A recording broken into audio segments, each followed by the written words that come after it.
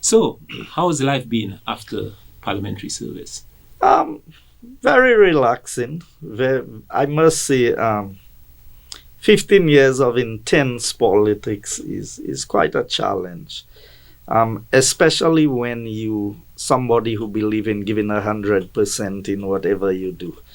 I never believe in shortchanging people, whether I'm in opposition or in government. I believe that if you're getting paid, you always ought to give a fair day's work for a fair day's pay. And I always welcome the idea that the people make the ultimate decisions. And as happy as I was when I was elected by the people, is the same way I feel about the people when they said we want a change. Okay. And we made a change. So, okay. Did you see the change coming? No. The indications were not that. I always laugh about that, and I say when everybody said I couldn't win, you won. I won. And when everybody said I couldn't lose, I lost. But let me see. So that's the nature of politics. But I saw you in trouble, Mr. Joseph. I don't know why you didn't see that. You saw me in trouble in terms of what? No, in terms of your winning the seat. I saw. How would you see that? Okay, no, and again, my take on it. Uh-huh. I looked at, and that was my take. Mm-hmm. I looked at your almost, your long presence on Sky FM, Mm-hmm. and to me that was an indication. I'm saying, but if Mr. Joseph is well seated, if Mr. Joseph is confident in his victory, why is he spending so much time on Sky FM? That was my take. That was my interpretation of things. Well, your take was very flawed. No, it was correct. Because, No. Yeah. Your take was very flawed about why I was on Sky. Okay. Because we were on Sky, we were relaying information. We were speaking about things that happen. That's the nature of politics, I think UWP got a lot of blows over the years for not being good at the PR and what we do. As to what the people decide, so if you told me that Castries South is it's a swing seat. In fact, the only person who ever won Castries South East in opposition was myself. And the only person who won 3 terms in that seat was myself. Nobody else before me had won 3 terms or won in opposition. So I always knew it was an uphill battle to win 4 terms in a row. So these are the realities of politics. They have seats that are loyal to one party, and for all their life they will vote that party. Castries South East is not like that. Castries South East is a swing seat, and you would know from the days of Mrs. Geraldine Rock, she won, then the next time Odlum won, then the next, and it has been swinging. Avril, Clarence. Then every time the government changes, the seat changes. So it's not unusual that with Labour Party winning 13 or 15 as they claim, that Castries South East would swing. Okay. I don't think it has much to do with either candidate, whether myself or Mr. Henry. I think it's the nature of the people in the constituency to make these changes consistently. And you look at the pattern and you would see that it's there, regardless of who's the candidate. Okay. So you've returned, in a sense, to active politics. And I say that because now you're the deputy leader of the United Workers' Party. Mm-hmm. And what drove that? I was really expecting that by now the Labour Party government would be performing a lot better than they are. And if you realize, as soon as the results were out, I think I did an extensive interview. It may have been with HTS, It was, yeah. I considered what it was. I acknowledged the outcome. And I moved on with my life. I was expecting that with a government with such a solid mandate, while you didn't expect everything to be 100%, but you don't expect things to be 10% either. You would expect it to be in the upper 50s, not in the lower. And as far as I assess, I don't know, we might be below 0. All right. We might be 5 below zero now. So, but isn't it a little odd? I mean, if you talk about the will of the people, you've lost for the first time. You've lost your constituency, and then you return. In other words, you're getting a promotion after your loss. Isn't that odd? Isn't that what's odd about that? Okay, what's odd about it is normally you're someone into business. If you've failed, you don't expect you give someone who's failed a promotion. No, but who said I failed? You failed to win the seat. No, I've told you. Politicians don't just win seats. It's the people who decides who wins. Yeah, but so hold on. Talking about failure. What is failure? If you go and check the number of votes that I got more votes maybe than at least 10 of the parliamentarians sitting in the parliament today. Yeah, but that's not what decides. If you're in a race, you have to measure the race. No, Mr. Joseph, because you're in a race, Mr. Stanley, Joseph. Yeah, Stanley, go ahead. I know you are diverting from. Is that what makes you mad or what makes me mad? Don't worry about it. No, I'm asking. Yeah. Today's program, is it what makes you mad or what makes me mad? No, hold. You will have ample time to talk about all of what you want to talk about, and there's a lot we want to talk about. So go ahead. No. So you just determine that somebody, when your fate is not in your hands. So if you go before a judge, you may be 100% innocent, and you can be pronounced guilty. Okay? Because your fate is not in your hands. Now, if you want to talk about failure, did I fail to represent the people adequately? Did I fail to do what I had to do? You would not see that. You can go to Castries Southeast today and you would see that in everybody who have represented the constituency, and it is well documented, that I may have achieved the most among persons who have represented. So to determine that because the outcome of an election is that you lost, that you failed, is a flawed point of view. If you look at the final outcome, that is how you go first pass, because you have a democracy where once you get 1 over 50, which is 51, you win, and winner takes it all. So that is what our system is. So on that basis, I did not win the election, but I did not fail. I achieved exactly what I promised the people that I would do for them. That may be so on that level. As a politician, you're contesting for votes.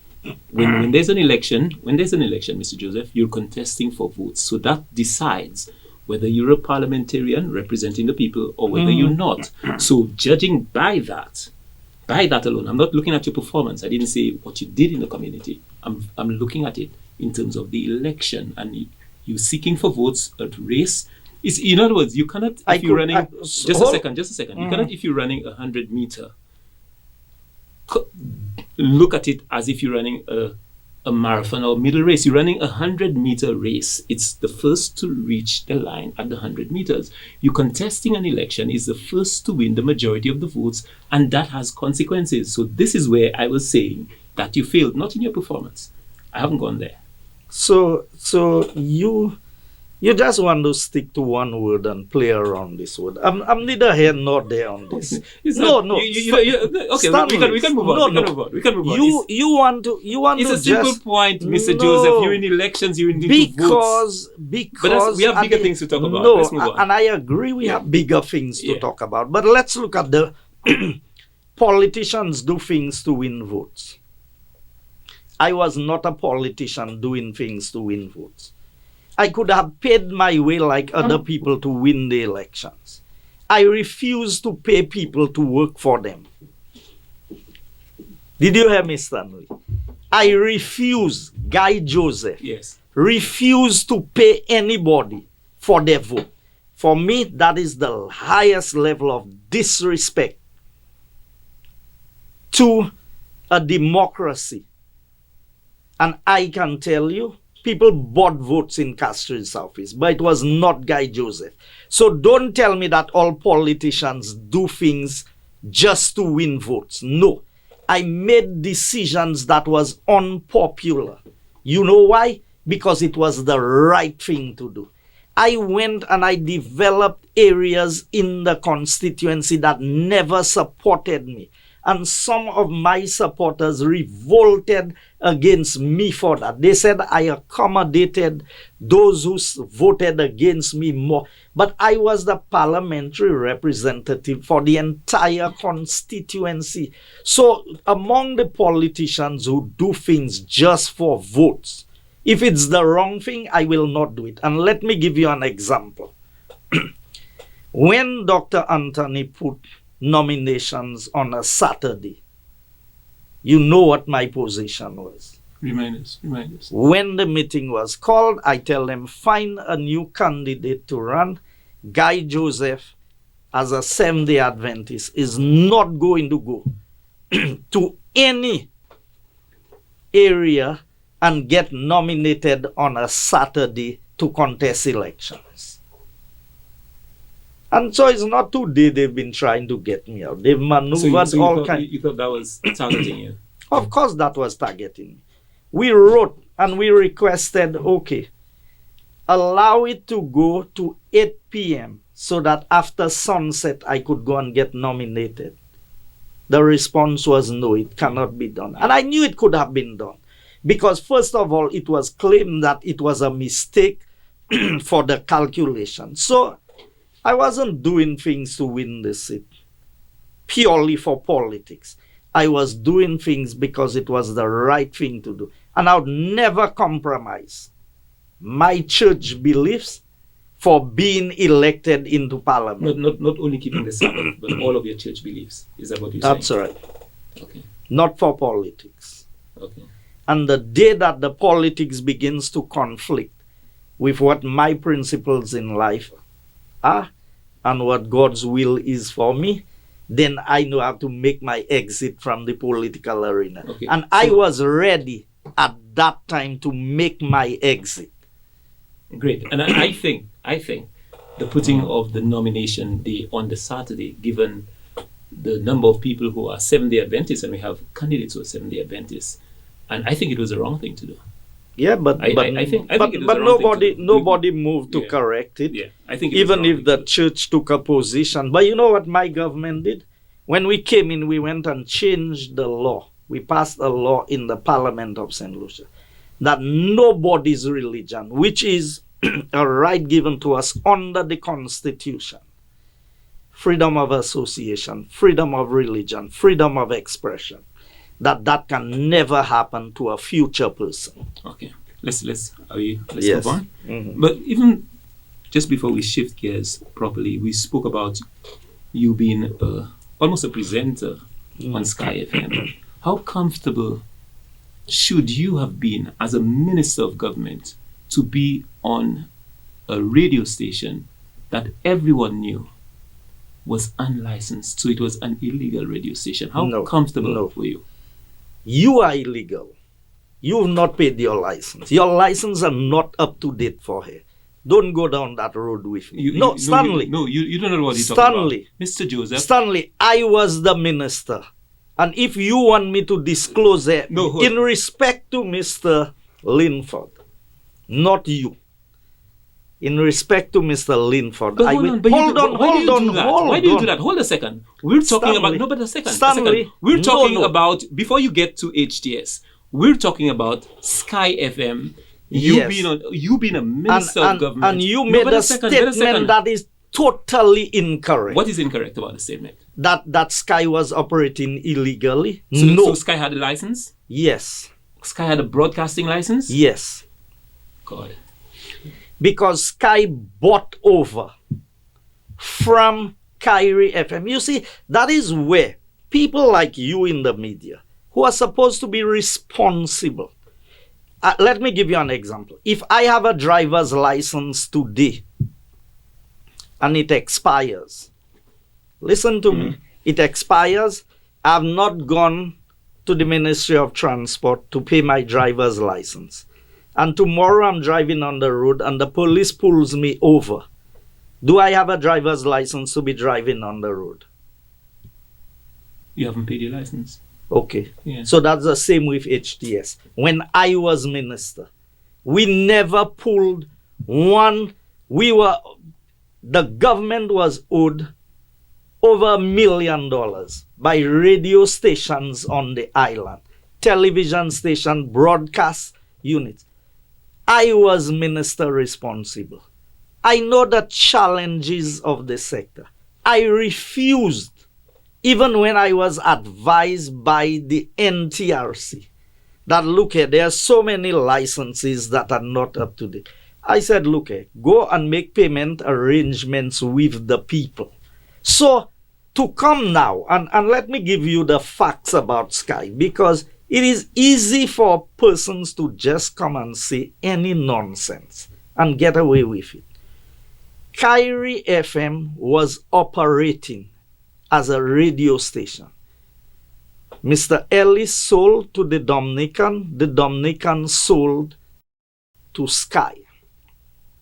Sky had done all of the requirements. All the letters are there. All the payments were up to date. Okay? The payment that was outstanding was the payment that the owner, I don't know what arrangement he had. Hold on.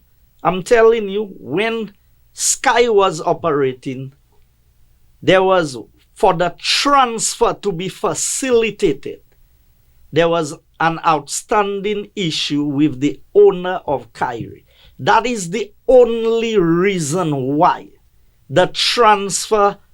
I had so the, why, hold on. But you said a lot. Stanley. Hold on, Stanley. Mr. Joseph. I was the minister. Yes, you sign, said a lot. Hold on. Yeah. I was the minister to sign the document.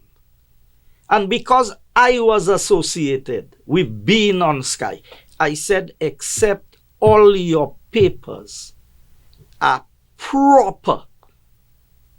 We are not going to facilitate the transfer. I got flack from my party for not, I said, no, if I had done anything, that should not have been done. So Sky's operation was no different from any other organization, any other radio station why on have the they island. Ceased? Because the minister said that they had been attacking him on the media, and he on Sky, Minister King, and he refused to acknowledge and renew the license of Sky. In other words, what you didn't do, he refused to do it. Because all the matters had been resolved afterwards. The owner had cleared up what he had to clear. The minister... Are you aware that we spoke with the Dominican many times, and his version is very, very different? We spoke with him many times. Well, I can tell you if his version is different, let me tell you. Because we spoke with him. Stanley. We have him on record. Please note, we have him on record. You can have him on record, and he can be a liar on the record. Okay. The documents are with lawyers. Okay. All right. So you really believe that people go and buy a radio station, an ongoing concern, and they don't have the legal documents for it? But Stanley, come on, man. You are a talk show host, you've just and said, you really believe this nonsense? But hold on. You just said... No, we're not taking calls as yet. We'll take calls when we want to. We're not taking calls as yet. You were just saying... Sorry. No, we are going to open up the lines. We're not taking calls as yet. We are going to open up the lines. And we'll allow for calls with Mr. Joseph. Stanley, yes. I'll close on that Sky issue because I have my own issues I want to deal with. Yeah.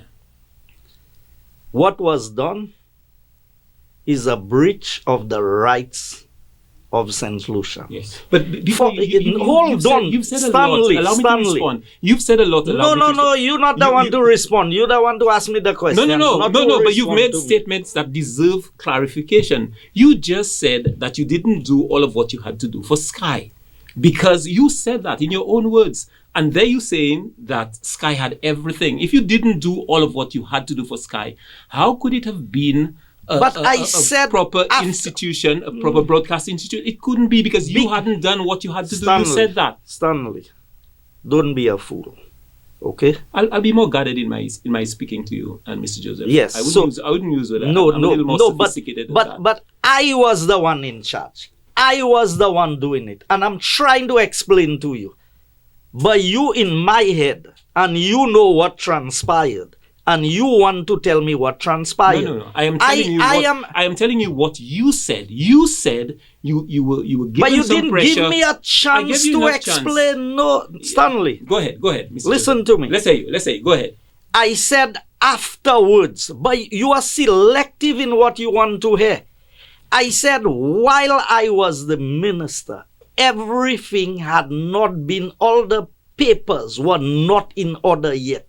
But afterwards, everything was in order. Okay. And the minister refused.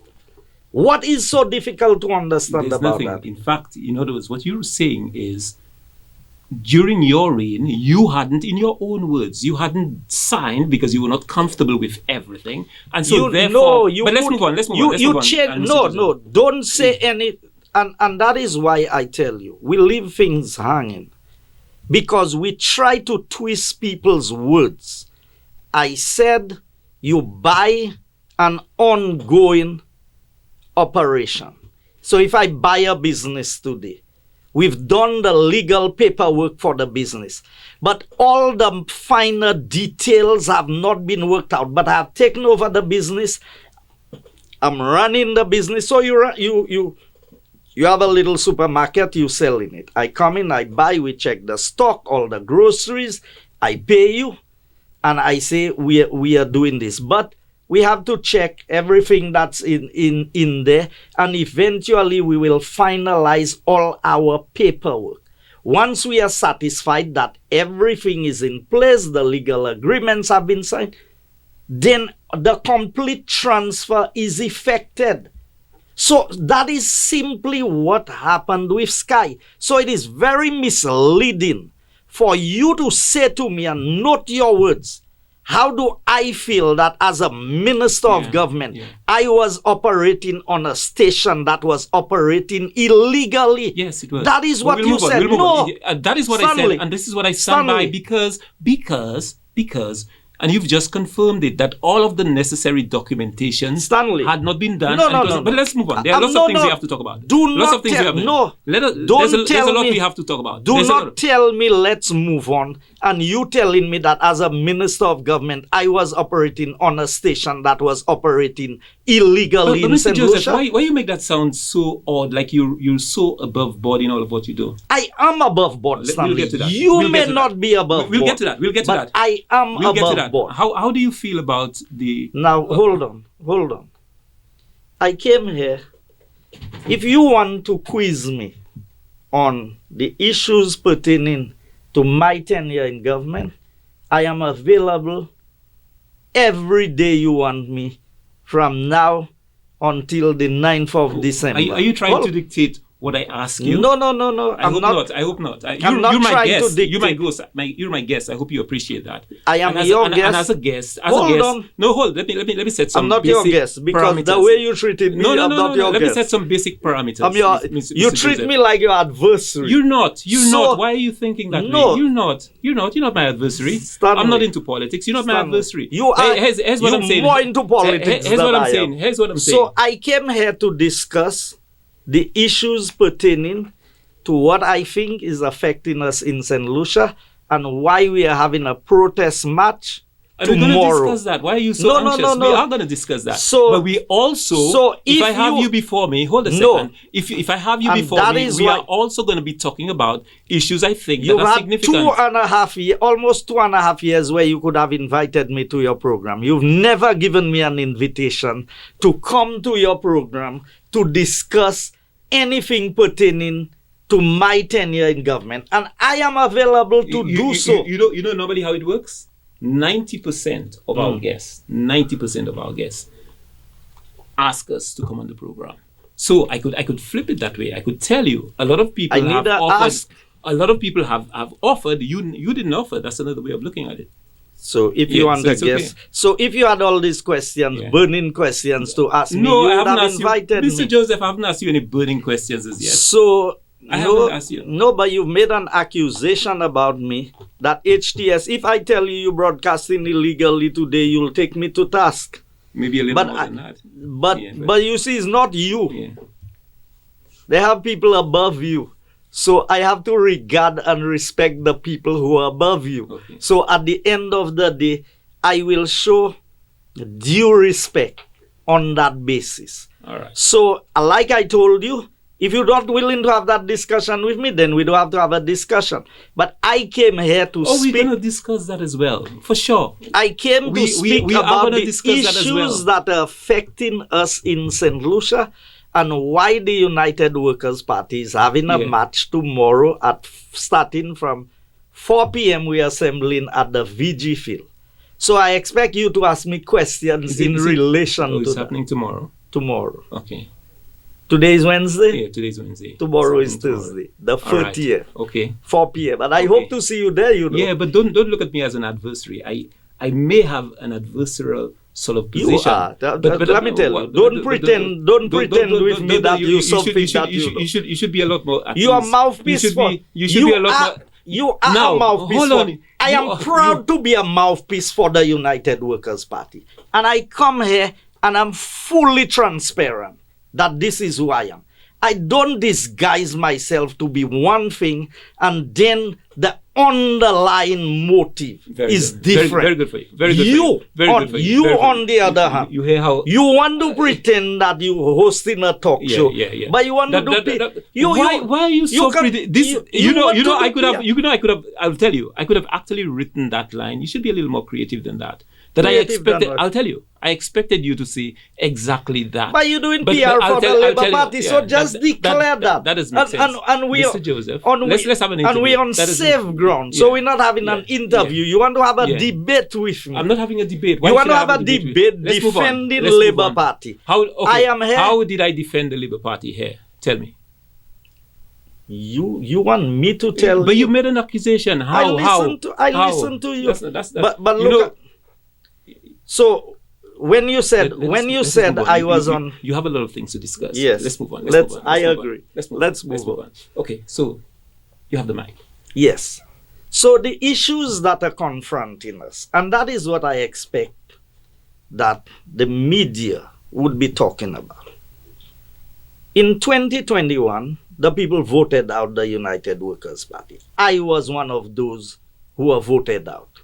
So at the end of the day, I readily accepted that we lost the elections. The Labour Party made a promise to the people of St. Lucia that they were going to put them first. I thought that was a sexy tagline, a nice tagline, putting you first. And people bought into the idea of being put first. After almost 2.5 years in government, I have seen that the people including myself, we are a lot worse in this country than we were prior to the election of 2021. So that is what our protest is against. It's not a protest to say, you're not supporting UWP or you supporting Labour. This is not, while UWP is spearheading the match. We want it to be a match where people are coming to voice their own frustrations and disappointments. And I know I don't have much expectation of the government, but the supporters have expectations. When we go to the supermarket, Stanley, whether you support Labour and I'm Flambeau, all of us pay the same price at the supermarket.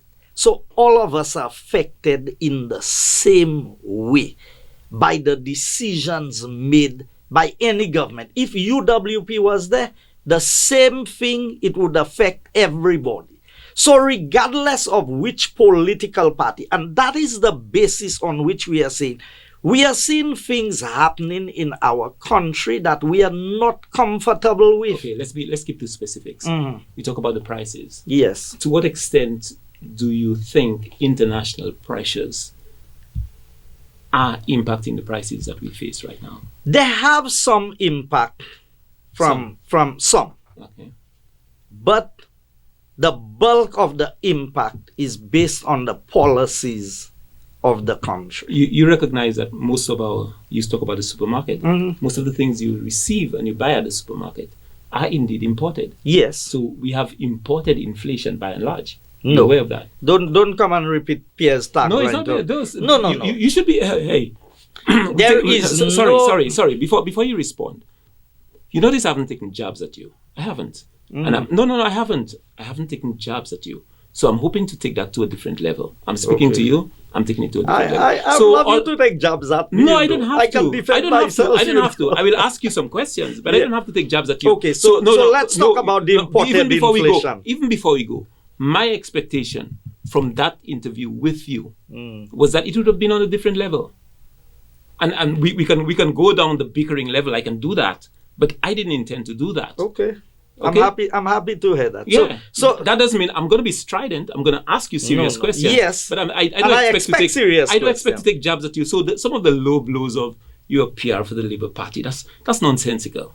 It's nonsensical, and I'm not going to take low blows at you. Be proud of the party you support. Okay. Let's move on. When you are supporting UWP, you are proud you are supporting UWP. You cannot help yourself. Mr. How I cannot help myself? Let's take it up. Let's take it up to another level because we have important things to discuss. But you asked me and you're not giving me a chance. You told me about imported inflation, and I told you, don't give me the line of Philip J. Pierre. The first person I heard who mentioned about imported inflation is Philip J. Pierre. So. But it's a reality. Isn't it a reality? Define imported inflation. In other words, I'll define it for you. In other words, the increased prices that you face here are not brought on by factors here. If you purchase things and the prices increase overseas, you are obviously going to pay a higher price. That's the long and short of it. Okay.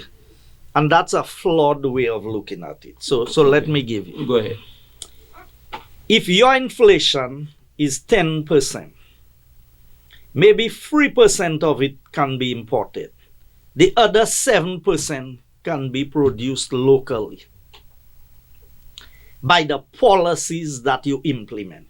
And I see you giving me a face. Go ahead. When I allow you to speak, you complaining? No. You to speak. Go ahead. I want you to understand. So when we talk about imported inflation, as if all the prices that we have there. So let me use gas. Let's use an everyday thing. The price of fuel. On the world market, I think Brent crude went to $80 yesterday. I've not checked the price today.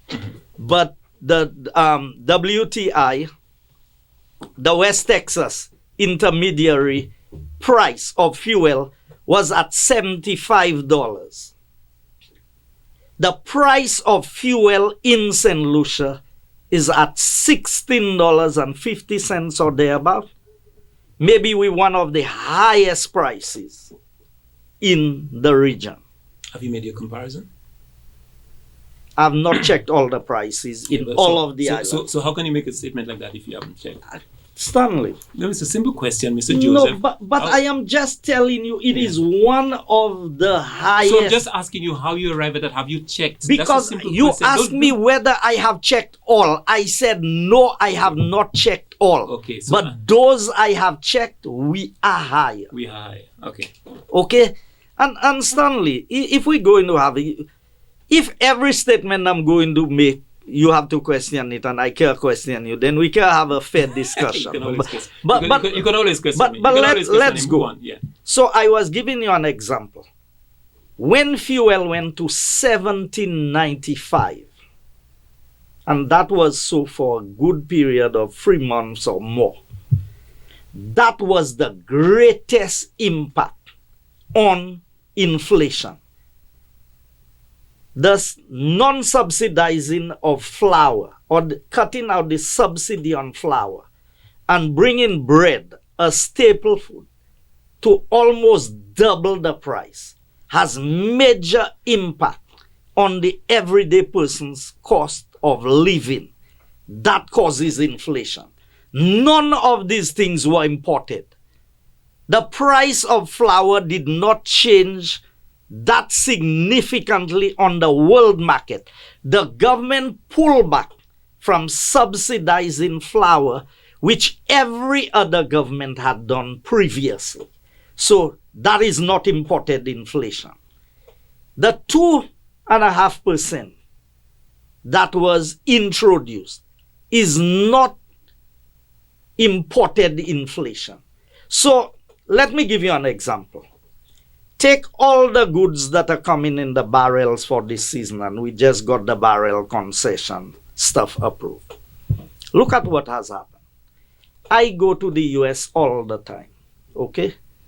I go to the supermarkets. I have pictures of prices in the supermarkets of the products. And I'm talking about retail. I'm not talking about wholesale places. So I go to a Walmart, I go to a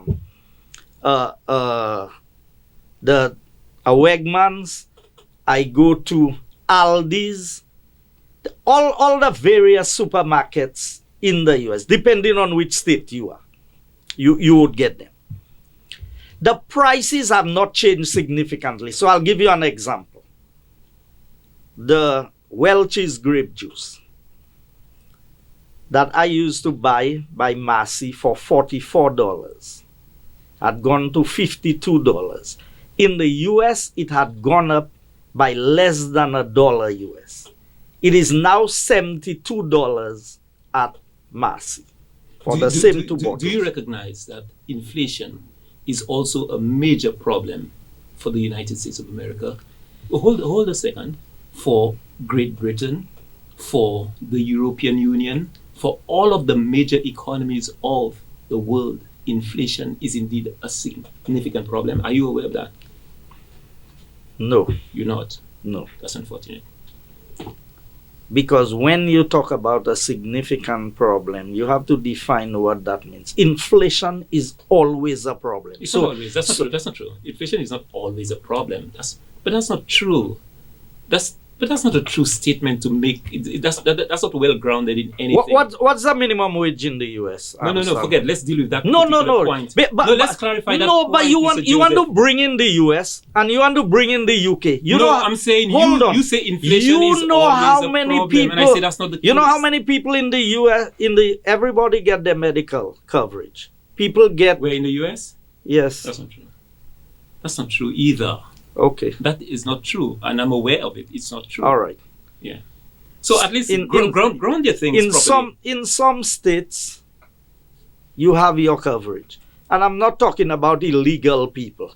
And I'm not talking about people who refuse to make use of what is available to them. Stanley, the UK has all kinds of subsidies for everybody. You have the food stamps. You have all of the measures to take care. You know, in the US, in some states, what they have fridges and storehouses in places where you just go and you just pick up your goods there and you go.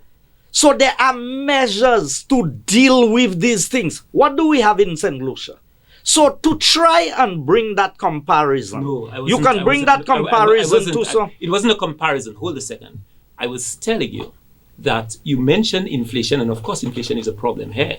I was telling you that inflation is also, as we speak, a problem in the United States of America. It's a problem in Canada. It's a problem in Britain. It's a problem in the European Union. And it's a problem throughout the Caribbean as well. I just said to you, Stanley, inflation is a problem everywhere. And you told me no. No. You said inflation, not what you said. You said inflation is always a problem. Yes. No. Once prices go up, it is a problem. We want things for free. No. That's not what I'm saying. I'm saying there are times that inflation is under control and inflation is not a problem. That's what I'm saying. Well, I would love to know the time when I would love to know the time when increased prices is not a problem. Or sometimes in economics it's desirable. But you want to have it controlled. It is For desirable. you. Not for me. Not for me. Stanley. That's okay. That's a flawed debate, and I'm not going down that road with you. What I am telling you. You say a lot of things, Mr. Joseph. You need to justify what's flawed about that debate. Inflation is always a problem. What is flawed about that debate? I would love to go to Beachcomber and be able to buy a Hilux for $100,000 today. But it's not possible because the prices have gone up. Why you think companies give sales and everything? Because when the prices go up, the buying power is reduced. We just had Black Friday. You saw the kind of craziness that was happening. Why? Because people want lower prices. So to justify your point and tell me, inflation is what causes prices to go up. And nobody wants increased prices. I would love to go and buy.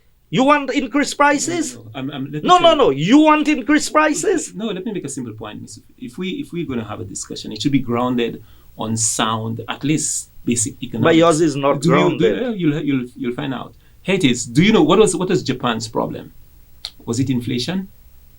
I don't know. I don't know what you're talking about. Well, I'll let you know. Japan's problem for decades had been deflation. So a certain level of inflation is desirable for growth and development. It is. When inflation gets out of hand, that is why the US always targets to have inflation at a particular percentage. Do you know what the debt to GDP in Japan is? Oh, very loud, very high, very high. Okay. Very high. So that answers because you cannot take deflation in isolation. Because if the government is going to make a deliberate decision to cause prices to remain low, but accumulate the debt of the country, then it is a flawed economic policy. You like that word? You like that word? What word I like? Flawed. But it's a flawed economic policy. Okay. We saw what happened with the housing market. Yeah. So we're coming back to St. Lucia. But before we move on. But I'm still dealing with the inflation issue. We will. A simple, sound principle is that a certain level of inflation is actually desirable. You do not want inflation when it is runaway inflation. You don't want inflation that is too high. This is sound, basic economics. But we can move on. Let's move on. Your sound, basic economics, I don't subscribe to. It's okay. That's fine. You don't have to. Let's move on. No. Don't make statements and tell me let's move on without clarifying it. I am just saying to you, when you want to control the flow of money, you cause inflation. You bring interest rates. But you know who controls that? Those who control the money. Those who are in the higher up. And it does not affect them. You know who it affects? The man on the ground. And that is the problem. That is why I tell you, your reasoning is flawed on this thing, because you're looking at what those who control the money, the 5%, and out the 1% out of the 5% who controls the wealth in the world are the ones who use their leverage to exploit the average man on the street. And you know who feels the greatest impact? Because if you're making $15,000 a month, if prices go up by $2-3, how does that impact you? If maybe your disposable income is just reduced slightly, but the man who is only making $30 he is impacted. So that is why I am saying, when you bring the other countries, and that's why I'm saying the government cannot blame entirely. And that's why I'm saying that the notion that inflation is flawed. When fuel went to $147 a barrel during the financial crisis in 2008 thereabout, you know where the government of the United Workers' Party kept the price of fuel?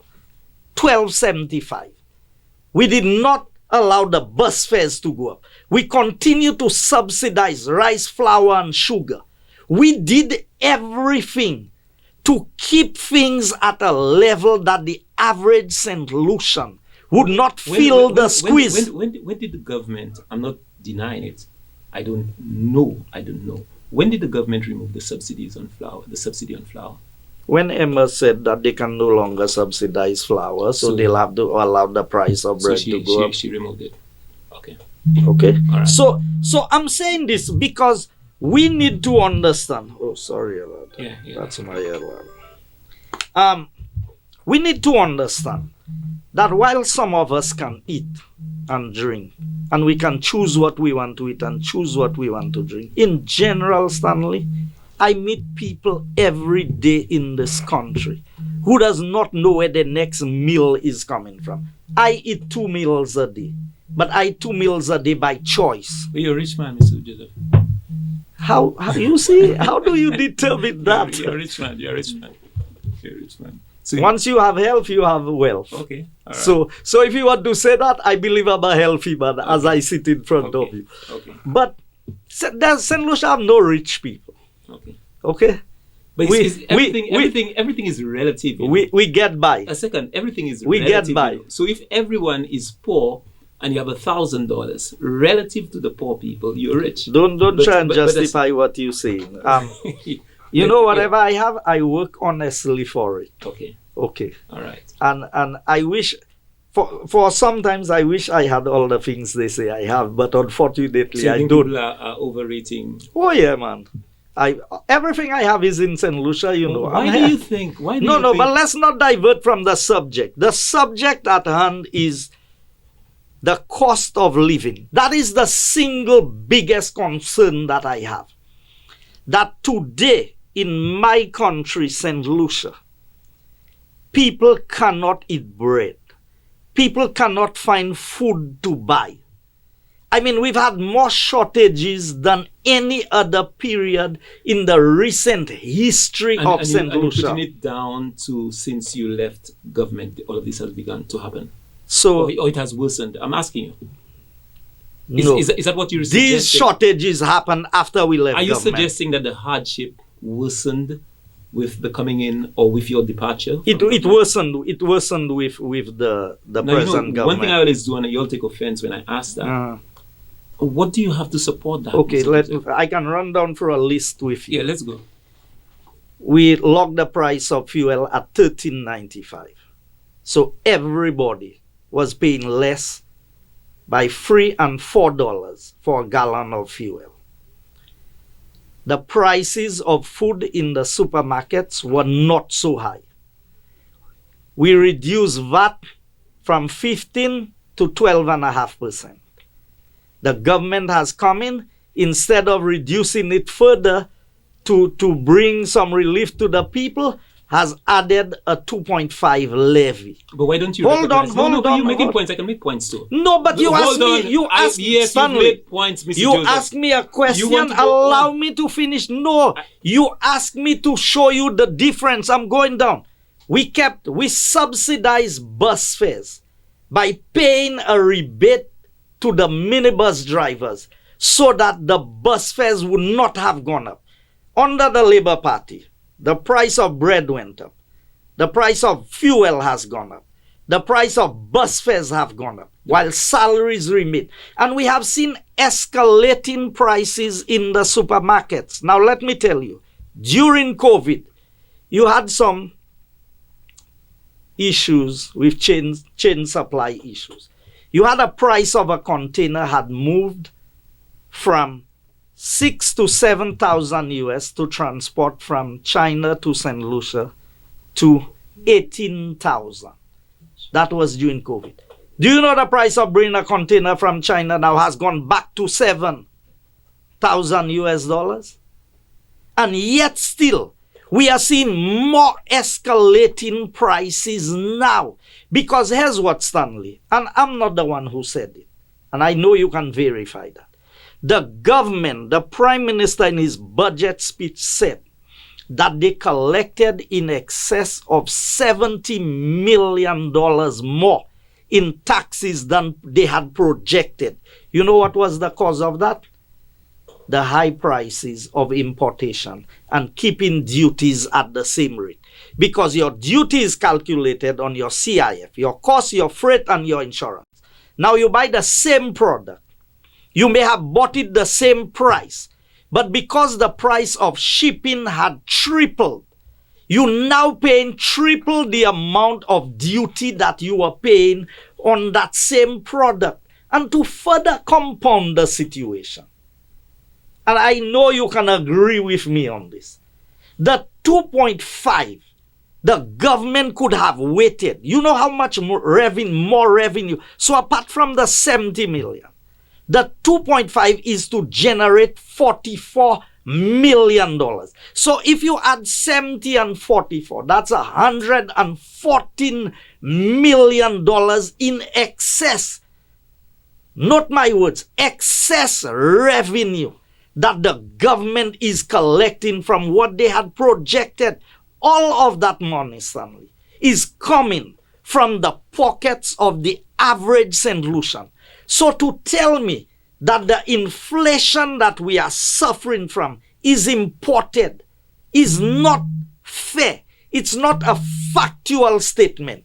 There is a certain percentage. So if we have 6% inflation presently, I believe 2% is imported. The other 4% is manufactured by the Labour Party. But these are figures you just threw. There's no basis for those figures. Stanley. No, your conclusion. No, hold on. Stanley. Hold on. Your conclusion of 4 is government, 2 is imported. I'm saying you just throw these things without any basis. How I can? But there's no basis. But if you want me, these are figures. Okay. Mr. Joseph, you've spoken a lot. These are figures. And if you're going to be throwing around figures, there must be a basis for it. Anybody can, just as you say 4, and then the person might just say it's 1 and it's 5. So, okay. So the point I'm making. All right. The point you want me to break it down? No. The point I'm making. Hear my point. It's simple. My point is, before, and you have a lot of that, throw away figures all over the place. There has to be a basis for people just throwing figures around. But I'm giving you the basis. Not for the figures. I gave you the basis. No. Hold on. You've made an anecdotal justification, Stanley, if you like, for what you say is an inflation in St. Lucia, but you have not. Once you raise the price of gas, and the biggest factor that impacts global inflation is what? Tell me. What is the single commodity that has the greatest impact on global inflation? Yeah, possibly energy. Yeah. Okay. Yeah. So once you move fuel from $13.95 to $17.95, an increase of $4, the single highest, that is more than a 25% increase in your price of fuel. That is the single biggest factor that impacts inflation.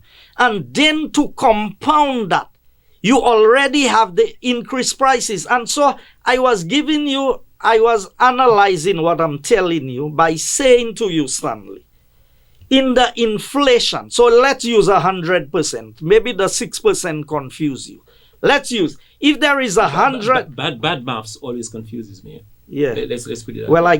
I can imagine why you're so confused, because the bad maths of the Labour Party. Bad maths. I don't know about the Labour Party maths. No, the maths of the Labour Party is very confusing, because 168 is the majority of 1,000. Yeah, that is maths. That's the maths of the Labour Party. 168 is the majority of 1,000. And Mr. Joseph, you're the one before me, and it's your maths I'm questioning. Yes. So question my maths. Yeah. So I'm saying, when you okay. So whatever percentage of inflation there is, it amounts to 100% of inflation. Can we agree on this? What amounts to 100% of inflation? Whether it is 2%, whether it is 5%, whether it is 10%, it amounts to 100% of inflation. I'm lost. I am lost. I thought you said do the right math. Yeah, okay. I'm lost. Genuinely. The total sum of a number is 100%, regardless of what the number is. Yeah. So if inflation is 6%, if we had inflation of 6% for this year, this financial year, it means that 6% is equivalent to 100% of inflation in St. Lucia. Yeah. Are we clear on this? Yeah. Do we agree? At least you have some good maths there. Let's go. Okay. Continue. So I am saying that out of that 6% or the 100%, at least 20% of that we can attribute to importation. of goods and increase in prices on the world market. The rest of it can be attributed to government policy. And let me give you an example. So if a sheet of plywood move from $60 to $100, and the government is still charging 30% on a sheet of plywood, they are not charging 30% on $60 anymore. They are charging 30% on $100 Yes. to reduce the impact of inflation. You could have capped your price or reduce your import duty. Either one would result in a lower price and lower inflation. So the government is having it pretty because the government is collecting the revenue, but the people are suffering. And here's the sad part, Stanley. Now, if when the government was doing all of that, if healthcare was up to standard, if security was up to standard, if our roads were in a better condition, then you would say I could stomach some of these additional hardships of paying the money. But here we are paying all of this extra money to the government. Healthcare is the worst that it has been in a long time. But you see, again, and I understand. Hold on. No, you will question me when I'm finished. I'm making a point. At that point, I'll question you. At that point, I'm saying, again, I can understand as a politician, you say a lot of things. But how do you arrive that healthcare is worse now than it because is there's no medication anywhere in the hospital. And that's the first time? That's the first time? I'm not saying is it new? I'm is it not new? saying... It's not a matter of if it's no, but new. you're going to say it's the worst, but Mr. Stanley, Joseph. If you're going to say it's the worst, Stanley, worst is comparative. Hear what I said to you. Yeah.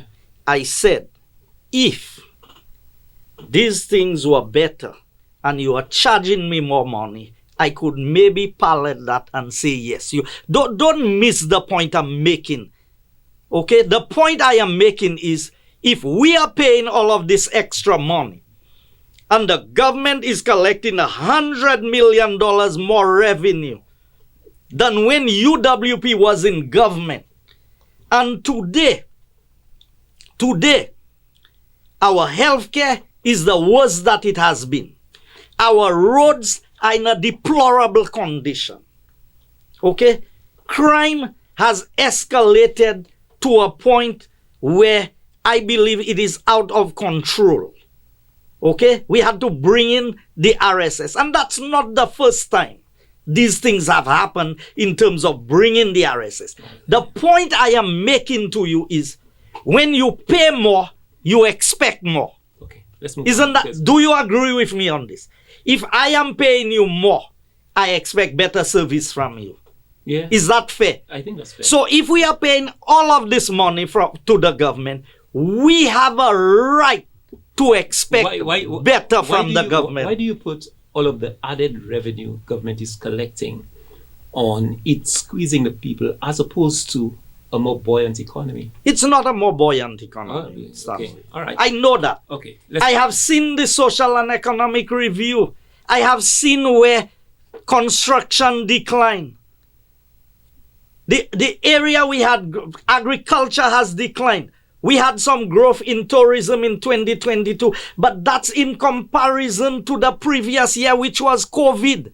You see, we're not going back to base. We need to go back to base before COVID. And that's why I'm saying, Stanley, what I'm telling you here is not what I feel alone, you know. Every talk show, I listen to Newspin. I listen to you sometimes. I listen to Andre's Rev Up.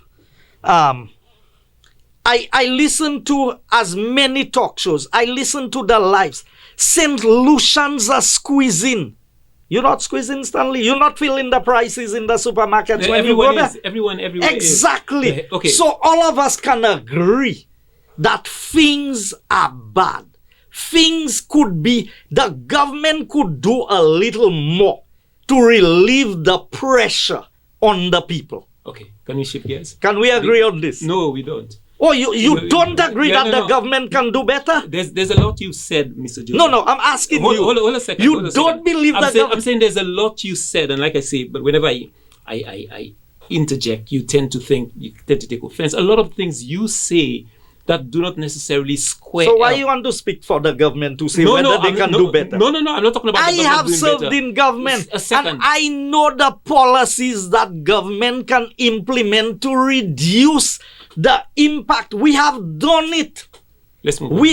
Look, what's the price of a tank of cooking gas today? Maybe $40-something. Okay. Yeah. Can you imagine? Can you imagine? But are you aware that government is subsidizing cooking gas to a significant amount? Every government for the past 20 years have been subsidizing cooking gas. I'm saying, do you know the extent to which they're subsidizing cooking gas at this point? They're not subsidizing it by much, maybe about $8 or $9. You don't know. So at least say you don't know. You do not know. You do not know. Last time it was. This government is not transparent with information. So if you want to go down that road, I can go down that road. That's when we were in government, every 21 days when we adjusted the price, people knew the landed price of fuel on the island. Okay? Today, this has become highly classified information. We don't know when Sol and Rubis lands fuel in St. Lucia, what price it is landed at. Okay? This information is hidden information. Why would you hide information if customs have to calculate the CIF price? So when you tell me, but if I don't know, maybe you privy to it because you have access to the government information. I have access to the information that's available to the public. And as a St. Lucian, I have a right to know that if a product is landed in St. Lucia and it is price control, as gas is, that we ought to know the CIF price. And there's some madness going on between Sol and Rubis. You telling me that if Rubis land fuel here at $6 and Sol lands it at $4, they take the average of the two and they use the 5? So, I mean, which businessman would accept that? Okay. We're moving away from all of this. We've seen, I don't know, your impression and what's your take on, we've heard of the announcement of the special prosecutor. What's your take on this? Do you welcome that? Do you welcome that? Oh yeah, I have said it publicly. You've often been the subject of a lot of criticism and a lot of accusations as well. Yeah. So does that create some unease for you? Do I look uneasy? No, I'm just asking. I don't know. Not at all, Stanley. In fact, I welcome the idea of a special prosecutor, and I've said it, that I believe it would give me a great opportunity for my name to be vindicated. And I welcome that with open arms. But Mr. Joseph, if that be the case, why was the Lindquist investigation, when he required additional funds, why was that not given for then the investigator to clear your name to show, hey, all of what you say about Mr. Joseph is completely false. They've had an investigation. It's been concluded. And hey, but who said the investigation was not concluded? Well, we know Mr. Linguist said that you guys did not, your administration. You know Mr. Linguist said he said that it's on the record. Okay. He said that he requested the additional funds and it was not given. And so why do you think the Linguist investigation did not conclude? Because there's nothing in there. No. No. So Stanley. No, answer the question properly. I ask you, why was it not concluded? I have never been involved in anything pertaining to the... You know how many times I asked my own government to bring closure to this thing? To release the report so everybody can see what's in there? But isn't the best way to bring closure to this is to have the investigation thoroughly completed, so then it can... Because I say that, you have a number of people with, the cloud hanging over their heads, among them you. The best way to clarify in the people's mind, I have a cloud hanging over my head. I don't have no cloud over my head. Yeah, well, that's fine. Yeah, I understand that. Yeah. But I'm saying what's in the people's mind does matter. Yeah. Yes. So I'm saying the best way to resolve this is to allow the investigation to be completed, so then people who are vindicated can be vindicated, and it can be known. That investigation will never be completed. How long ago did the Prime Minister say they have re-engaged Lindquist You remember in his New Year's address? Yeah. My understanding. Hold on. Yes, hold on. I'm answering. So he has re-engaged Lindquist. Have we gotten any update as we speak after how many years? How much money has Lindquist been paid? I could give that. I'm available, you know. Yeah. I'm not overseas now. I'm right here in St. Lucia. Do you know? Stanley. No, but you asked Stanley, about it. Let me tell you something. You asked me a question. I'm answering you. Go ahead. Okay? Go ahead, Mr. Joseph. I am right here in St. Lucia. You're going to ask Lindquist questions. You can ask me the questions. Why nobody wants to call Guy Joseph and ask Guy Joseph, here's this, here's that, here's the other. No. There are questions that are supposed to be targeted at Mr. Lindquist. There are questions that are supposed to be targeted at you. So you investigated me for 3 years. 4 years you investigated. No, 2013 years. 3 years. You investigated. The decision was made in 2012. So 2012, 13, 14, 15, and part of 16. Almost 5 years you investigated an individual. You write all the things. You know the nicest CV I ever saw about myself is in the Lindquist report. I could not write a better CV about myself. I can use that to go for a job interview anywhere in the world. You say Mr. Lindquist was complimentary of you. Yes. He was. Yes. And you expect the final outcome of the investigation? I am the least subject in the Lindquist report. That's why they refuse to release it. But didn't your administration, I mean, they would have dealt with Lindquist, and when they took over in 2016? No, you've gone. I told you, Stanley. I am available. I am not going to spend all my time discussing Lindquist. By way of passing, yeah, but that's I want to be. Yes, I agree. Yes, I want to be fair. The Prime Minister said that he has re-engaged Lindquist. So if they felt that the UWP did an injustice by discontinuing effectively. We didn't discontinue, but if you want to say discontinue, you're free to. But if you don't fund something, it's effectively discontinuing it. When we came into government, we didn't even know there was a payment. There were how many payments made after we got into government, and we did not know about it. Yeah, because at one point this would have become known that Mr. Lindquist was asking for. And Mr. Lindquist was asked for an update on the report, and you know what process we had to go to? We had to go through the legal process of threatening Mr. Lindquist to take him to court to release the information to the government of St. Lucia. This is not information for the Labour Party. It's not Kenny Anthony that took money from his pocket. It is the state resources. So he should have submitted. And he said point straight out, he was not responsible to give the government any information. You'd continue to pay an individual like that to work on your behalf. And then he refuses that you had to engage the U.S. We had to engage our offices in the U.S. to engage Lindquist to finally get a box of documents and a thumb drive, which is still in the possession of the cabinet secretary. And are you privy to some of the contents? You suggested you are, but are you privy to all of the contents in there? I was privy to the content long before I got into government. I was privy to the contents of the investigation at SLASPA, and I had made several disclosures on what was there. And I tell you, with all fairness and sincerity, I'm the least subject of the Lindquist report.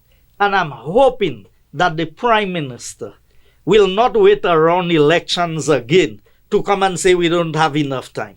That he would begin to tell the people of St. Lucia, this is where the investigation is at, this is what we have done. I think we owe that to the people of St. Lucia. And I'm in agreement with you on that. Okay. But at least we agree on something. Yeah, but there's a lot to agree on. But here's it. And Mr. J, why do you think you're such a target of such investigations and inquiries and concerns? Is there something in the way in which you operate? Maybe. And don't you think you should probably review it and maybe, don't you think so? No.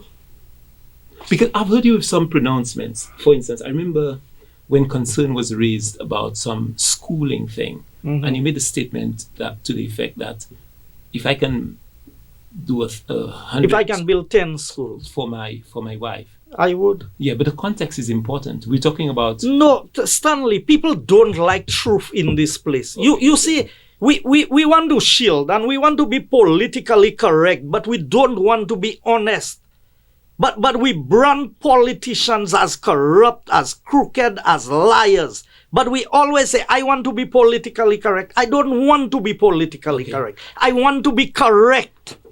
I want to be correct in what I do. So if I want to spend my resources to do something for my wife, I have to look at how people feel and what they think for me to do that. No, that would be perfect. That's you doing for your wife. That's actually honorable with your resources. Yes. But the context was government's resources. It wasn't. I have never used government resources. I'm not accusing you of that. That was the context in which the allegation was made. I know prime ministers. You know the prime minister who built a school next to the entry post-secondary school for his wife? That wasn't Guy Joseph. But I will leave that as that. Go and find out the old school that is abandoned next to the entry post-secondary school, the wooden buildings there. Find out which prime minister built it, find out for which wife he built it, and find out who was principal of the school. Okay. I give you that assignment to do. Yes, so let's go back to the subject. That's great. The match, Stanley. Yes, go. St. Lucia has issues. Look at what happened in the Parliament of St. Lucia. You think that is fair for the Speaker of the House? If the Speaker cannot control the House, what does he have to do? You can't discipline your children in your house, but you want to punish the rest of the nation by not allowing them to see what is being broadcast in the Parliament? You might be surprised. I am of the same position as you are. I heard you gave him some blows. Huh? No, but I'm of the same position. I don't know. Yeah, I am of the same position because you preside over the House. Exactly. If the leader of the opposition or any other person is stepping out of line, you have what it takes within the law and within Parliament. Within the law. You see, the problem is the Speaker gets in the way of the standing orders. I'm not sure about that. Yes, he is the one who gets. If he just uses the standing orders, he can enforce. But once you begin to say I, it's not I. The standing orders gives me the authority to do X, Y, Z. You quote the section and you impose. But when you say I am the one in charge, I'm not here to discuss Claudius. I just feel that our democracy is being threatened. But are you pleased with the antics and the behavior of your leader? Sometimes, genuinely, are you impressed? Are you satisfied with the sort of conduct we see from the leader of the opposition in Parliament? When you in an adversary, hold on. No, you ask me a question. Don't try to tell. No. The circumstances, the situation, and the environment is what determines how you react. I have had my clashes in the Parliament. We know that. Okay, so the environment is, everything has been made to silence the leader of the opposition in the Parliament. Really? How is that true? What, such as? I always like evidence. Okay, the first set is when they prematurely closed the budget debate where 5 members on the government side did not speak. That the leader of the opposition did not get a chance to speak. But he wasn't in the House. He didn't make himself available in the House. If he wasn't Stanley, but hold on, Stanley, Mr. Joseph. You ask me a question. It is not conventional that you would close a debate and your key ministers have not spoken on the budget debate. So there's only one conclusion that can be drawn from that. Maybe except you have your own conclusion. But it is because I was in Parliament. If a bill came up and nobody wants to speak on it, you close the debate. So you tell me that 5 of the government ministers did not want to speak on the budget debate? They should have spoken. They should have spoken. Okay. But hold on. No, that's one point. But you asked me about... This is one point. We need to clarify this. You asked me about the behavior of my leader, the opposition leader. Give me a chance to answer. But you've made a point, Mr. Joseph, you've made a point that I can seek clarification on. Hold, you don't have to make 10 points for me to go back to 1. I'm saying, you said he didn't have the opportunity to speak, but he was not present in the House. The context is important. Stanley. So go ahead. Go ahead. Ask me a question. And I sought clarification when so many times we step out. When Richard ran into the parliament to stand on the point of order, was he present in the parliament? He wasn't. And he was completely out of order for being outside of the house when a statement was made. But the speaker facilitated him. So don't. I keep on saying. No, but hold on. When I speak, if I don't have the evidence, I don't say anything. So let's understand. You ask me for examples about the behavior of the leader of the opposition.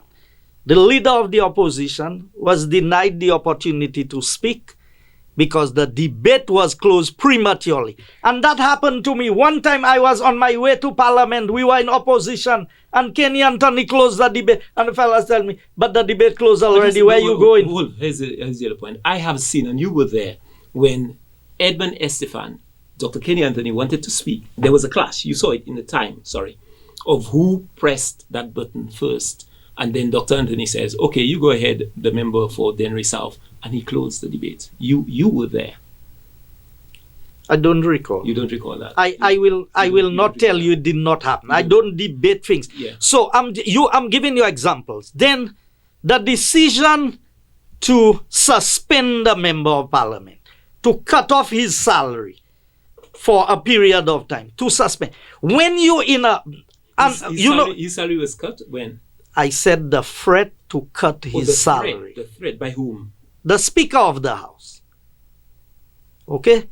Now, let's look at it. When you're in an environment of hostility, the standing orders are very clear. Every member must be heard in silence.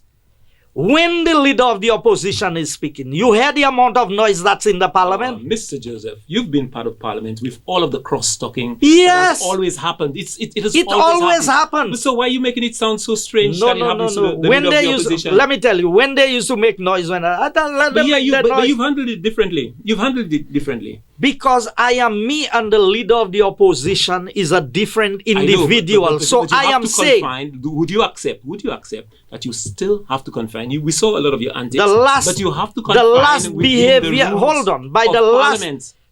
If the only incident where there was a level of defiance from the leader of the opposition was the last incident, and he was right. Because what is going down in the record... not to sit when the speaker asked him to sit, Mr. Joseph. You're a parliamentarian of 15 years experience. Because to make a point, when the speaker asks you to sit, that you openly define and say until you don't do what I ask you to do. Because if the speaker is wrong... Even if he's wrong, he presides over the house. Even if he is wrong... There are various forms of recourse. Even if you know that, Mr. There's Joseph, no other recourse that the leader of the opposition would have. And openly defy the Speaker of the House. I have seen that. When the whole Labour Party called us renegade and all of them marched out of the House. Did I ever get vexed with the Labour Party for this? Did I ever say that they should never come back to the parliament? Every time... That's very different. That's very different. How it's different? That's very different from open defiance of the Speaker. That's very different. Mr. Joseph, walking out that I have seen you Stanley. I have seen you walk out. No. You need to see Dalso's exchange with Miss Matre, who was the speaker. Probably unbecoming and should be condemned as well. And when he was asked to sit, he said point blank, I'm not sitting. And they should have got him out of the house and done what they had to do with him. So how you so what is... Yes, no, it is wrong. Hold on. If Mr. Dalson did it, or when he did it was wrong, and the proper action should have been taken against him. It was not on the basis. Mr. Joseph, don't justify one wrong by another. That's what you're doing. You're looking at other wrongs and tell me, well, you see, what about when this one did this one? No. That's why I told you I do not want to go down, because that is not the time and the place. Because I want to come and discuss these things with you, you do? Because I want to come with my standing orders and show you what the rules of the standing orders say. Don't assume I'm not familiar with them. No. Yeah. And when Dalson misbehaved, it was not on a point of order that was substantiated. Mr. Shasney, the leader of the opposition, and that's why I tell you, you said you like your maths. The leader, the Prime Minister, I like good maths. The Prime Minister stood up and said that the majority of 1,000 acres of land was leased to Teoakim. and the Prime Minister has all the information in his office. When you are a minister, you cannot come out with speculation. You want me to give you all the evidence here. The Speaker is supposed to require the evidence from the Prime Minister. Okay. He did not do that. On 3 occasions, the leader of the opposition stands up and say, look, on a point of order, the House is being misled because 160 or 200 acres cannot be the majority of 1,000. How wrong? So you, the Speaker, will overrule and you will say, I have already ruled. Member, take your seat. I agree with the leader of the opposition. Really? I would walk out of... He did not go as far... Hold on. You've said a lot. He did not go as far as I would have gone. Walking out, which I've seen you done, even when your government was in Parliament, you walked out. Yes, you forgot that? I walked out when Andy was the Speaker. So walking out... Because he's asking me to withdraw a statement, and I'm asking him what statement he wants me to withdraw. He cannot tell me. I'm sure you'd agree that no, he did. I did not walk out. He put me out. Okay. He said you have 2 choices. All right. You either withdraw or you leave. I kept on asking him, what do I withdraw? Yeah. We know and that. Then, so I didn't walk out. I left. We know that. When I had the thing with Peter Foster on the since when that's but these your were not rule. open defiance. These were clarifications. You stood up and you pointed certain things. This is not open defiance of the Speaker of the House. But hold on. Your leader has a track record of not only defying and the current Speaker, he defied Leon Theodore. He defied Daniel. No. He defied Daniel. You don't remember those? That is the only leader. You don't remember the leader defying Andy Daniel? You want me to give you the tape, Mr. Joseph? Stanley, the only leader in this country who has been subjected to the things that he has brought himself to be subjected to by speakers is Alan Shasney. Even his own appointed speakers. Even his own appointed speakers. But he... all of the other speakers, like Claudius, Peter Foster, all of them covers their leader. So that's not even a comparison to bring. I believe that Alan Shasney has suffered the most humiliation in the parliament of any leader in this country. Hold on. Mr. Joseph, you've forgotten that the leader of the opposition, for 3 months after the election, did not make one appearance in Parliament. How is that respectful? How you mean, how is that respectful? A simple question. How is that respectful? But everybody have a right to be absent. Oh, come on, Mr. Joseph. You're appointed as a parliamentarian. You hold an important post. Mr. Joseph, you hold an important post of leader of the opposition. No. You do not turn up for 3 months. And that's proper in your mind? For 3 months, how many meetings? Oh, there were about 6 meetings. There were not so many meetings. There were about 6 meetings. But the point is, how is that honourable behaviour, Mr. Joseph? What is dishonourable? So if a man goes out on holidays, a man who worked hard for 5 years... Hold on. It's a new rule. So if you, as a businessman, employ me, and then for the first 3 months I don't turn up, that's honourable, that's respectful? And you as a businessman who always talk about knowing how to handle money, you would pay me? If you want to attack Alan Shasney. No. Why? No. Why? Because Pierre is a lot worse Mr. Joseph, than... I'll stop you there. Pierre is a lot worse than Alan Shasney. That little petty thing of wanting to attack? But that's what you're doing. What about attack? That's what you're doing. Why don't you talk about the despicable behavior of the leader of government business? Why haven't you... You want to talk about parliamentarians? Because I have you. Hold on. Have you heard... I will tell you why. I'll tell you why. It's a simple point, and you should know that. I have you before me. So it's you I'm going to ask the questions. Yes. It's you. So if you ask... No, but if you want to question parliamentarians, have you seen Richard Frederick's behavior? Have you seen when Joachim put on his mic to speak and Richard tell him, man, put your mic off not acceptable. But here's the point. So, if I have Richard before me... that's when you have Alan Shasney here. You have Guy Joseph here. You don't have Alan Shasney. His deputy. His deputy? His deputy. Yes, I am his deputy, and a proud deputy. Exactly, so I can ask you questions. Well, exactly. The deputy don't speak for the leader. The leader is quite capable of speaking for himself. But you did that is your level of biasness. If you want, Stanley, if you want to talk about parliamentary behavior is for everybody. I am accepting. We saw Alva put on his mic, ready to speak, took his stand. Richard, the speaker acknowledged him. Then Richard says, "No, I told you it's me that's going to speak." And then what's wrong with that? I'm not saying it's right or wrong, but tell me as a parliamentarian, what is wrong with that? You asking me what's wrong with that? So tell me what is wrong. Also, you see what's wrong with Alan Chasney? No. I will answer. Elucidate for our people. I will answer what is wrong with that. I'm not justifying it. I'm asking you to explain. You are being selective in trying to attack Alan. I'm asking you. Stop this attacking thing. Yes, that's what you're doing. Stop this attacking thing. That's what you're doing, but you're not succeeding. So let me tell you what's wrong with it. Yeah, the standing orders say that if 6 of us put our mics together, the first one who catches the eye of the speaker and is given the go-ahead to speak will be the one to speak. Once Alva had caught his eye and he had acknowledged Alva, he had no right, according to the standing orders, to change his position and ask somebody else to speak. Really? So somebody cannot volunteer, okay, I'm not going to speak, I'm going to allow you to speak? So if you don't want to speak, why you put on your mic? Well, yeah, but I'm Stanley, agreeing to allow you. You're trying to justify what cannot be justified. Why would I try to justify behavior by anyone? Why? But that's exactly what you're doing. Because you want to find excuses as to why they behave the way they behave. But you want to condemn I agree with the leader of the opposition. To stand up to Claudius Francis and let Claudius Francis know, as the presiding officer of the Parliament of St. Lucia, you have a responsibility to verify the information.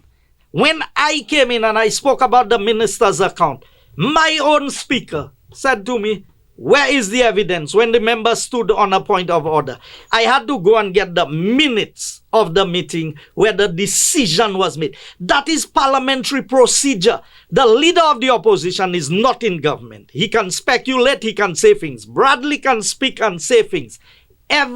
Kenny Anthony can speak and say things. That's not correct. That's not correct. If you stand up in parliament, that is not correct. If you stand up in parliament and you make an assertion, you must be prepared to defend that assertion. Stanley, whether you're in opposition. You are wrong again. No. Whether you're in opposition, whether you're independent, because you have a right. You refuse to listen to my point and what I'm saying to you. A government minister is obligated to, but Claudius has said it himself in the House, a government minister is obligated to present the evidence. The member of the opposition, the same requirement does not hold true to him because he does not have that at his disposal. He's not supposed to just come and say any and everything. Therefore, you raise an assertion that you cannot defend because you're the leader of the opposition or because you're an independent person like Dr. Kenny Anthony is? No. He didn't raise an assertion that he couldn't defend. But that's what you're saying. I am saying the onus is not on him to provide documents when he makes a statement. It is. If you make a statement, Stanley, you ought to be able to supply something to you are the parliamentarian. Furnish. You are the one who have decided what it ought to be. To furnish. So maybe maybe you vying to be the Speaker of the House. Mr. Joseph. You vying to be the Speaker. Thanks a lot for your time. No, you can't cut me off just there. No, I wouldn't. You're my guest, even if you didn't behave like one. You're my guest. I'll allow you closing words. Yeah. Well, I just want to appeal to all. First of all, I want to thank you for being here. And that's my job. I am open. Yeah. Anytime you want to invite me to discuss the other issues, I am available. I thought we were taking some calls, but that's okay. We were supposed to, but it didn't get down to that. But okay. No. Since I have you there and you're making that an request, if you like. Next week, Wednesday, we have an opening. Okay. Mr. Guy Joseph. I am coming next week Wednesday. Okay. But in the meantime, I just want to, and I hope to see HT as they're covering. We are always there. We're always there. The match. Despite all of what I am inviting all St. Lucians, young and old, whatever your situation is, we are not asking you to come and vote the United Workers' Party. We're not asking you to come and support our party. This is a match for St. Lucia. This is a match to encourage St. Lucians to come out and let their voices be heard. And if it was UWP in government doing the same thing, I would want you to match the same way and protest. We need to say to our government, we believe you can do better. And I believe that's a good wake-up call for the government to change its direction on some of the things that it is doing and bring a measure of relief to the people of St. Lucia. So I expect to see all St. Lucians tomorrow at 4 p.m. assemble at the VG Field. We're going to march down to the William Peter Boulevard. It's a peaceful protest. We want no derogatory things on any placards. We don't want no racial statement on placards. We want it to be things that affect us in St. Lucia, because we are a civilized society. We are a society who can express our discomfort and our discontent with things in a respectful manner. I actually enjoyed the exchange with you today, Stanley. Thanks for that. I'm not adverse to being engaged in heated discussions and debates. But I really look forward to the people coming out and making a statement. And if you don't want to join us in the boulevard, it's up to you, because the march is separate from the meeting. The march is for all St. Lucians to come out and voice their discontent with certain things that are happening, and you can choose which one you want to march for. We didn't even touch GPH at all, but I guess Wednesday when I come back, we can touch some of these. And also we can touch DSH as well. And DSH, oh yeah, very much. Very much so. And so I really appreciate the fact that I got the opportunity to sit with you and HTS today and your viewers and your listeners, and I look forward to tomorrow afternoon when we can march. And then there'll be a lot of information also available at the meeting in the boulevard that you can use to enlighten you on some of the issues that we have raised and what we have not raised. Okay. So thank you very much. Mr. Guy Joseph?